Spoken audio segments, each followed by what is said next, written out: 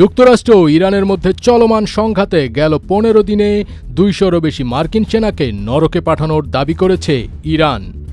ইরানের Islamic revolutionary guard corps জানিয়েছে যে যুক্তরাষ্ট্রের সাথে ১৫ দিনের সংঘাতে ২০০ জনেরও বেশি মার্কিন সৈন্য নিহত হয়েছে। Iran's relentless retaliatory strikes have exploded across West Asia. সংস্থাটি আরও অভিযোগ করেছে যে পেন্টাগন হতাহতের প্রকৃত সংখ্যা গোপন করছে। তবে এই দাবির বিষয়ে যুক্তরাষ্ট্রের পক্ষ থেকে কোনো আনুষ্ঠানিক প্রতিক্রিয়া এখনো মেলেনি।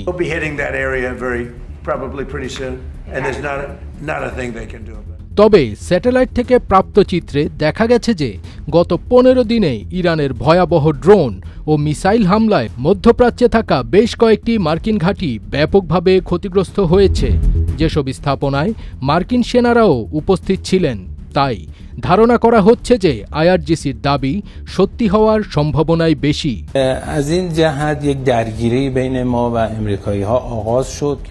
ইরানের রাষ্ট্রীয় সংবাদ সংস্থা তাসনিমকে দেওয়া এক সাক্ষাৎকারে আইআরজিসির মুখপাত্র হোসেইন মোহেবি বলেন, অপারেশন ভিক্টোরি ২ চলাকালে ইরানের প্রতিশোধমূলক হামলায় মার্কিন হতাহতের প্রকৃত সংখ্যা ওয়াশিংটনের প্রকাশ করা সংখ্যার চেয়ে অনেক বেশি।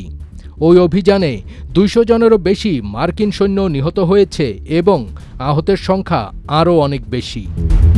মোহেবি আরও বলেন যে যদি আন্তর্জাতিক গণমাধ্যম ও সাংবাদিকদের ইরানের ক্ষেপণাস্ত্র হামলার লক্ষ্যবস্তু হওয়া মার্কিন সামরিক ঘাঁটিগুলোতে প্রবেশের অনুমতি দেওয়া হয় তাহলে প্রকৃত পরিস্থিতির চিত্র স্পষ্ট হয়ে উঠবে।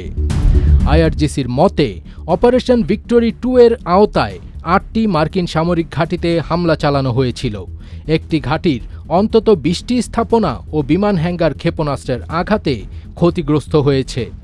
ওই হামলায় ১১টি মার্কিন যুদ্ধবিমান ও হেলিকপ্টার, ১৭টি গোয়েন্দা ও অভিযানকারী ড্রোন, একটি F-15 যুদ্ধবিমান, একটি P-8 সামুদ্রিক টহল বিমান, একটি C-17 পরিবহন বিমান এবং ৮টি আকাশপথে জ্বালানি সরবরাহকারী ট্যাঙ্কার ধ্বংস করা হয়েছে। পেন্টাগন এর আগে জানিয়েছিল যে এই সংঘাতে ১৮ জন মার্কিন সেনা নিহত হয়েছেন। পরবর্তীতে বেশ কয়েকটি আন্তর্জাতিক গণমাধ্যম সংশোধিত পরিসংখ্যানের বরাত দিয়ে মৃতের সংখ্যা ১৪ বলে জানিয়েছে। যুক্তরাষ্ট্রও নিহত বেশ কয়েকজন সেনার নাম ও ছবিও প্রকাশ করেছে। তবে আইআরজিসির সর্বশেষ দাবি নিয়ে মার্কিন প্রতিরক্ষা দপ্তর এখনও মুখে কুলু পেটে বসে আছে। রয়টার্স জানিয়েছে যে হতাহতের সংখ্যা বা সামরিক সরঞ্জাম ধ্বংসের বিষয়ে ইরানের দাবি তারা স্বাধীনভাবে যাচাই করতে পারেনি।